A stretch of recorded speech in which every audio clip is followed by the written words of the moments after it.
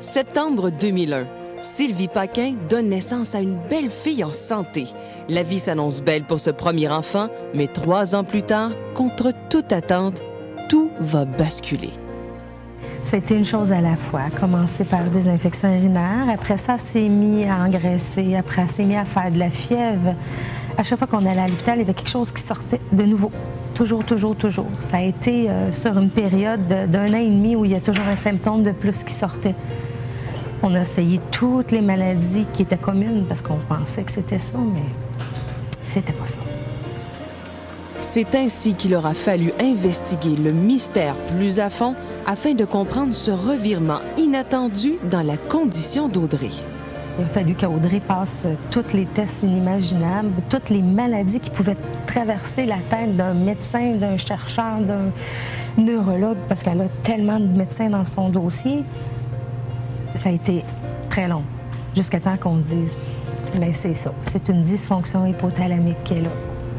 La dysfonction hypothalamique idiopathique est une maladie très rare. À peine 2 cas ont été répertoriés au Québec et tout au plus une 12aine à travers le monde. La cure n'existe pas et le mystère de la maladie demeure entier. On n'a pas de traitement, on ne sait pas comment ça arrive, on ne sait pas comment le traiter, on ne sait pas comment ça s'en va. Audrey vit maintenant dans un état de grande fragilité. Elle doit être branchée sur l'oxygène 24 heures sur 24.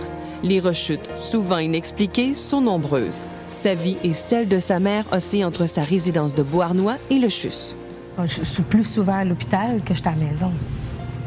Fait que c'est sûr qu'à un moment donné, je ne veux pas laisser ma fille toute seule à l'hôpital. Elle est trop petite. Elle a besoin de sa mère, elle a besoin d'un visage qu'elle connaît. Une grosse matinée, ça, là. Aujourd'hui, Sylvie Paquin accompagne sa fille Audrey qui doit subir une intervention préventive aux amygdales afin de favoriser sa respiration. L'objectif de cette opération, aller au-devant de ce qui pourrait peut-être nuire à son bien-être immédiat. Aujourd'hui, Audrey, elle va bien. Demain, je ne sais pas. Même dans 1 heure, on ne sait pas. Elle peut virer. Ça passe d'une journée à l'autre. C'est jamais... Ça peut être d'1 heure à l'autre. C'est comme ça. C'est Audrey. J'ai rejoint les gens en Angleterre qu'on avait contactés. Les parents, oui, nous, on continue, on cherche. Surtout que je trouve une place où il y en a eu un cas, je leur écris, j'essaie d'avoir qu'est-ce que vous autres avez essayé. On essaie de faire comme ça. Mais l'hypothalamus est une glande qui n'est pas atteignable, qu'on ne peut pas voir à l'intérieur. On n'arrive pas à y aller. Tant qu'on ne trouvera pas un moyen d'y aller, puis ça, la recherche n'est pas dans ce sens-là, parce qu'on n'a pas les moyens pour le faire. Mais, en attendant, la vie continue et il importe de veiller à donner à Audrey le maximum d'une vie en apparence normale. Comme Audrey, je ne voulais pas qu'elle aille dans une école spécialisée parce que c'est pas son intellectuel qui est touché, c'est son physique. C'est une glande qui défait toutes les autres. Fait que je voulais qu'elle aille dans une école, même si elle y va juste le matin, quand elle est capable d'y aller. Mais je veux qu'elle soit avec des enfants comme elle, tout à fait normal, pas parce qu'elle a de l'oxygène qui n'est pas normal. T'as du maquillage pour les fins et les fours. Tout le monde serait jaloux. Puis à la maison, c'est de s'assurer qu'elle puisse essayer de faire du vélo, même s'il faut la suivre avec la bonbonne, essayer d'aller, je vais à la piscine. Je peux pas aller à la piscine avec des enfants parce qu'elle a sa bonbonne d'oxygène, mais c'est pas grave. Les personnes, je vais dans l'après-midi avec les personnes âgées qui acceptent bien Audrey. Ça y fait un paquet de grand-maman et de grand-papa, ils sont bien, bien contents. Non, c'est là-bas. Non. On fait beaucoup de choses en fonction de ce que Audrey veut.